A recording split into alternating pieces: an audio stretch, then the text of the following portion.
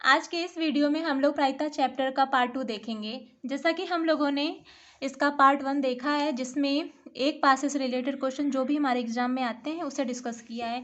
तो आज हम लोग दो पासे जब एक साथ फेंके जाते हैं तो किस टाइप के क्वेश्चन हमारे एग्जाम में देखने को मिलते हैं उस पर डिस्कशन करेंगे। तो चलिए स्टार्ट करते हैं।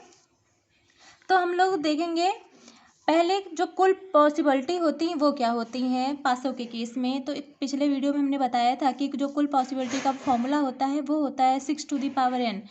अगर हम एक पासा फेंकते हैं तो n की जगह पे 1 हो जाता है। यहाँ पे फॉर्मूला हो जाता है 6⁴1, मतलब टोटल हमारे पास 6 केसेज होते हैं। अगर हम दो पासे एक साथ फेंकते हैं तो यहाँ पे n की जगह पे 2 हो जाता है। कुल हमारे पास 36 केसेज हो जाते हैं। यहीं पे अगर हम 3 पासे एक साथ फेंके जाते हैं तो n की जगह पे 3 हो जाता है, यानी कि 6⁴। कुल हमारे पास 216 मतलब 216 केसेज होते हैं। तो आज हम लोग सिर्फ दो पासे एक साथ फेंके जाते हैं तो क्या केसेज होते हैं उस पर हम डिस्कस करेंगे। कुल दो पासे जब एक साथ फेंके जाते हैं तब तो कुल केसेज हमारे पास 36 होते हैं। ये तो रही फॉर्मूले की बात। अब हम लोग केस बनाकर देखेंगे कि जो कुल पॉसिबिलिटी 36 होती वो होती क्या क्या हैं। एक पासे में तो आसानी से हम लोग बना सकते हैं, 1 2 3 4 5 6 होती हैं। 2 केसेस में देखिए वो क्या होती हैं, S equal to sample space होता है, यही ऑल पॉसिबिलिटीज होती हैं। तो हम देखेंगे, मान लीजिए पहले पे आया 1 2 1 1, दूसरे केस में आया 1 2, एक पासे पे 1 आया, दूसरे पासे पे भी 1, पहले पासे पे 1 आया, दूसरे पासे पे 2 आया। अगले केस में पहले पे 1 आया, दूसरे पे 3 आया, फिर अब 1 आया, दूसरे पे 4 आया, 1 आया, दूसरे पे 5 आया, 1 आया, 6 आया। ये कुल 6 केसेज अभी हुए हैं। अभी मैं टोटल 36 केसेस देखने हैं कैसे बनेंगे। तो मान लीजिए यहाँ पे पहले पे 2 आया, दूसरे पे 1 आया, दोनों पे 2 आ गए। तो अब हम देखेंगे यहाँ पे कुल केसेज जो हो जाएंगे वो डायरेक्ट देख लीजिए आप लोग। कुल केसेज हो जाएंगे यहाँ पे देखिए 36, यहाँ यही टेबल बन गई है 36, इधर टोटल 6 हैं, इधर टोटल 6 हैं। कुल हमारे पास 36 केसेज हो गए हैं। इसके आप लोग कोई और केसेज बना के देख लीजिए क्या बनते हैं, नहीं बनेंगे। टोटल 36 ही केस बनते हैं दो पासों के केस में। तो अब हम लोग देखेंगे क्वेश्चन किस टाइप के होते हैं दो पासों के केस में। जब दो पासे एक साथ उछाले जाते हैं तो दोनों सतहों पर अंकों का योग 9 आने की प्रायिकता क्या होगी। तो फॉर्मूला जो हमने पहले पार्ट में बताया था वो था n of A equal to n of S. तो हमने बताया ये जो होता है टोटल पॉसिबिलिटी होती है, मतलब कुल संभावना दो पासों के केस में 36 होती है। अब आप क्वेश्चन में देखिए कि आपको जो फेवरेबल केस है वो क्या दिया हुआ है। फेवरेबल केस में हमें बोला गया है कि अंकों का योग 9। तो आप देखिए यहाँ पे कौन कौन से ऐसे केस है जहाँ पे अंकों का योग 9 आता है। तो पहला केस ये हो गया 3 6, जहाँ पे 6 3 9 अंकों का योग 9 आया है। 4 5 अंकों का योग 9 आया है। 5 4 अंकों का योग 9 आया है। 6 3 अंकों का योग 9 आया है। क्या इसके अलावा और कोई केस है जिसमें अंकों का योग 9 है? नहीं, सिर्फ हमारे पास 4 केसेज होंगे जहाँ पे अंकों का योग 9 आएगा। तो यहाँ पे जो हमारे फॉर्मूला आंसर हो जाएगा वो हो जाएगा 4/36, यानी कि 1/9 हमारा आंसर हो जाएगा। इसकी हमारे पास एक ट्रिक भी है, आप ट्रिक के थ्रू डायरेक्ट कर सकते हैं। तो एक बार आप ट्रिक देख लीजिए। टेबल के थ्रू भी आप कर सकते हैं, ट्रिक के थ्रू भी कर सकते हैं। ट्रिक एक बार देख लीजिए। यहाँ पे ये हो गया सम और यहाँ पे हो गया केसेज। अगर दो अंकों का सम 2 है तो कुल 1 केस ऐसे होंगे। तो देखिए यहाँ पे 1 1 होता है, जब दो पासे फेंके जाते हैं तो 2 से कम केस तो होता ही नहीं है, मतलब अंकों का सम 2 ही होगा।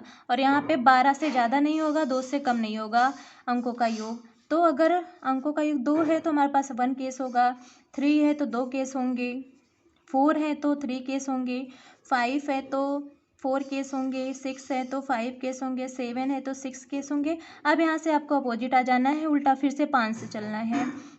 7 तक तो 6 केस रहेंगे, एक एक कम केस करते जाएंगे। 8 के बाद यहाँ पे फिर से 5 हो जाना है, 9 केस 4 होंगे, 10 केस 3 होंगे, 11 का केस 2 होगा और 12 का केस 1 होगा।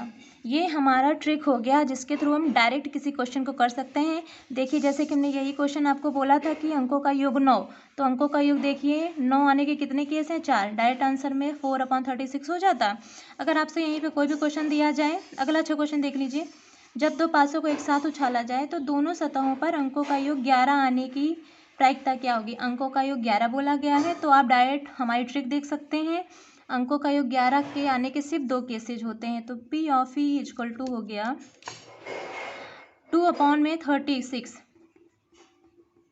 यानी 1/18 आंसर होगा। अब आप टेबल के थ्रू देख लीजिए कौन कौन से केसेज है जहाँ पे अंकों का योग 11 आता है। एक तो केस ये हो गया और एक तो केस ये हो गया। क्या इसके अलावा और कोई केस है जहाँ पे अंकों का योग 11 आता है? नहीं, सिर्फ हमारे पास दो केसेज होते हैं जहाँ पे अंकों का योग 11 आता है। ये टेबल हो गया, ये आपके पास ट्रिक हो गई। आप ट्रिक के थ्रू डायरेक्ट कर सकते हैं। आपसे इसमें किसी भी क्वेश्चन का योग दे दिया जाए, आप कर लेंगे ट्रिक से। ये ट्रिक जो होती है वो सिर्फ योग पर ही अप्लाई होती है। अब आप अगला क्वेश्चन देखिए। जब दो पासे एक साथ उछाले जाएं तो दोनों सतहों पर अंकों का गुणनफल 6 आने की प्रायिकता क्या होगी। यहाँ पे योग की बात नहीं हुई है, यहाँ पे गुणनफल की बात हुई है। तो पहले आप फॉर्मूला लिख लीजिए, क्या कहते हैं, हाँ formula n of E upon में n ऑफ S।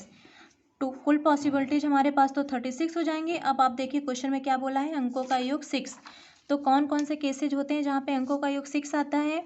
एक तो ये हो गया, एक तो ये हो गया 2 × 3, 2 × 3 6 हो गया, ये 3 दूनी 6 हो गया, यहाँ पे 6 पंजा 6, यहाँ पे 6 हो गया। तो कुल हमारे पास कितने केसेज हो गए जहाँ पे गुणनफल 6 आया है। गुणनफल मतलब मल्टीप्लिकेशन 6 आया है। एक केस, दो केस, तीन केस, चार केस, कुल हमारे पास 4 केस हैं जहाँ पे गुणनफल जो है 6 आया है। तो इसका मतलब 4/36 आंसर में हो जाएगा 1/9। अगला क्वेश्चन देखिए आप लोग। यदि दो पासों को एक साथ उछाला जाए तो दोनों सतहों पर अंकों का योग 8 से अधिक आने की प्रायिकता क्या होगी। यहाँ पे अंकों का योग 8 से अधिक बताना है, ना कि 8। तो कौन कौन से केसेज ऐसे होते हैं जहाँ पे अंकों का योग 8 से अधिक आ रहे हैं, उसकी प्रायिकता बतानी है आपको। क्योंकि आपको पता है कि टोटल आपको 12 ही योग हो सकता है और अंकों का योग 8 से अधिक। तो हमारे पास अंकों का ये तो 9 आएगा, या तो 10 आएगा, या तो 11 आएगा, या तो 12 आएगा। तो इतनी पॉसिबिलिटीज ढूंढने हैं कि किस में आएगा अंकों का योग। तो यहाँ पे आप टेबल देखिए फिर से। तो अंकों का योग 8 से अधिक यानी 9, 10, 11, 12 ही लेने हैं केसेज में। तो एक तो ये केस हो गया पहला, एक दूसरा हो गया 6, 4, 10, 6, 5, 11, 6, 6, 12। यहाँ पे एक ये हो गया 5, 5, 10, 5 और 9, 5 और 9, 6, 4, 10, 6, 3, 9। और कोई ऐसे केस नहीं है जहाँ पे 8 से अधिक योग आता हो। तो कुल कितने केस हो गए हमारे पास, 1, 2, 3, 4, 5, 6, 7, 8, 9, 10। तो हमारे पास कुल 10 केस हो गए जहाँ पे अंकों का योग जो है 8 से अधिक आता है। तो हमारा जो आंसर में हो जाएगा वो हो जाएगा 10/36। तो हमारा आंसर जो हो जाएगा 5/18 हो जाएगा। आगे क्वेश्चन में देखिए, दो पासों को एक साथ उछाला जाए तो दोनों सतहों पर बराबर अंक आने की प्रायिकता क्या होगी। बराबर अंक आने का मतलब है दोनों पे 1-1 आए, या फिर दोनों पे 2-2 आए, या फिर दोनों पे 3-3 आए, या फिर दोनों पे 4-4 आए। इसको आप डबलेट भी बोल सकते हैं। क्वेश्चन में आपको डबलेट भी मिल जाएगा देखने को, इसे डबलेट भी बोलते हैं। तो आपको देखना है कि कितने ऐसे नंबर है जहाँ पे डबलेट आता है। तो एक तो ये हो गया, ये 2-2 हो गया, 3-3 हो गया, 4-4 हो गया, 5-5, 6-6। कुल हमारे पास यहाँ पे 6 केस होते हैं जहाँ पे डबलेट आता है। तो जो आंसर हो जाएगा वो हो जाएगा 6/36, यानी कि 1/6 आंसर हो जाएगा।